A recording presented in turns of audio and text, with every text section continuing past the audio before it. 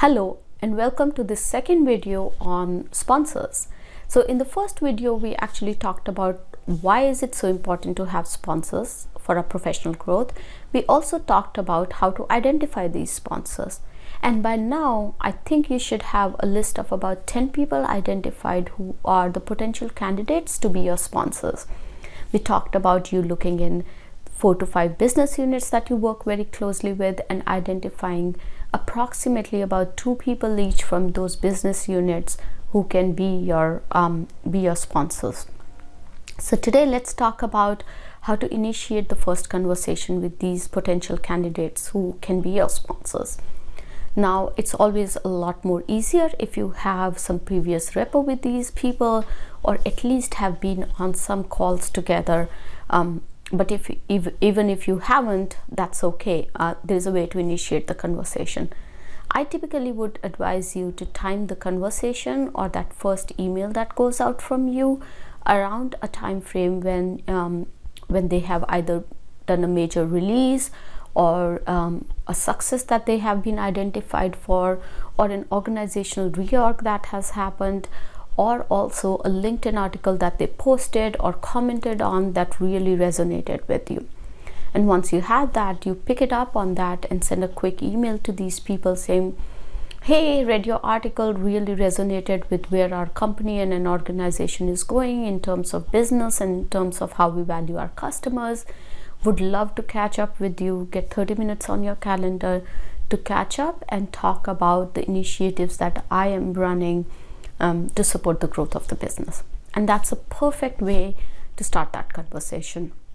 Many of the people in the audience have asked me, should it be a face-to-face meeting, or should it be over the conversation should be initiated over email, or it should be done on a phone call? And I think it's perfectly okay to send an email and then ask for either a face-to-face meeting when the person responds, or a phone call. Both of them are equally effective in my opinion. I have been a remote worker for about 8 years now, and most of my conversations with my sponsors have been on the phone. As long as you have good information to share and your ideas resonate with the potential sponsor, I think it doesn't matter whether it's a face-to-face meeting or over an email. So once you send out that first email, wait for a response. And sometimes, these execs are busy and they don't have time to respond. So give it about a 2-day, I would say a 2-day waiting period. And if you don't receive a response, do a gentle follow-up. And when you do a gentle follow-up, it's perfectly okay to say, I understand you're busy, a gentle follow-up to see if you're available this week for a 30-minute conversation. And 90% of the times you'll get a quick response saying, hey, let's catch up, or the person would say, hey, I'm traveling this week, or I'm extremely swamped this week, let's catch up next week. And and that's a perfect time for you to actually set up 30 minutes on the person's calendar.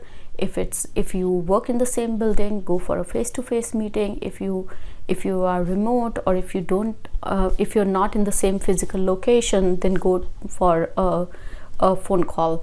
I would not recommend you waiting for too long to set up this meeting and having this meeting, or waiting for the person to actually be present in the same location as you are to have that meeting.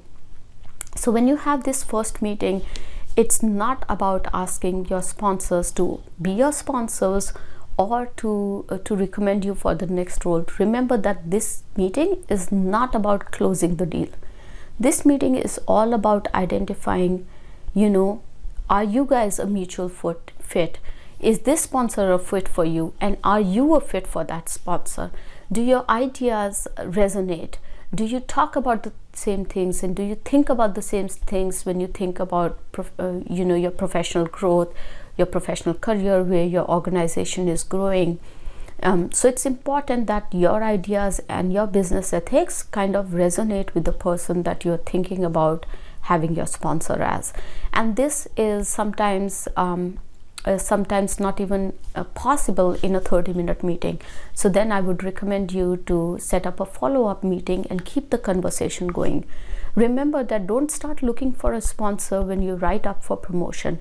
typically start that activity about 6 months in advance, so that you have an opportunity to identify who your sponsors are and kind of build that rapport and show them your skill set and show them what your superpower is and make them value you to be able to recommend you for the next role. So that's how you start your first conversation. It's all about what you bring to the business, what the other person brings to the business. It's all about exploring whether the person is the right fit for you or not, and whether you are the right fit for the other person or not in terms of being a sponsor. In the first few meetings, don't even mention that you're thinking about making the other person a sponsor, or don't even bring up the term sponsorship. It's all about exploring and understanding whether it's a mutual fit or not. So that's about having the first conversation with the people whom you want to groom as your sponsors. And in the next video, I'm actually going to talk about how to get started with them in terms of them recognizing your skill set once you have identified who these sponsors are going to be for you, once you've narrowed down on the sponsor names, and then how to ask them to be your sponsors and to promote you and to support your promotion to the next level. So if you haven't yet subscribed for my YouTube channel, please do so now, and also click on the notification button to get notified when I upload the next video. I'll see you then.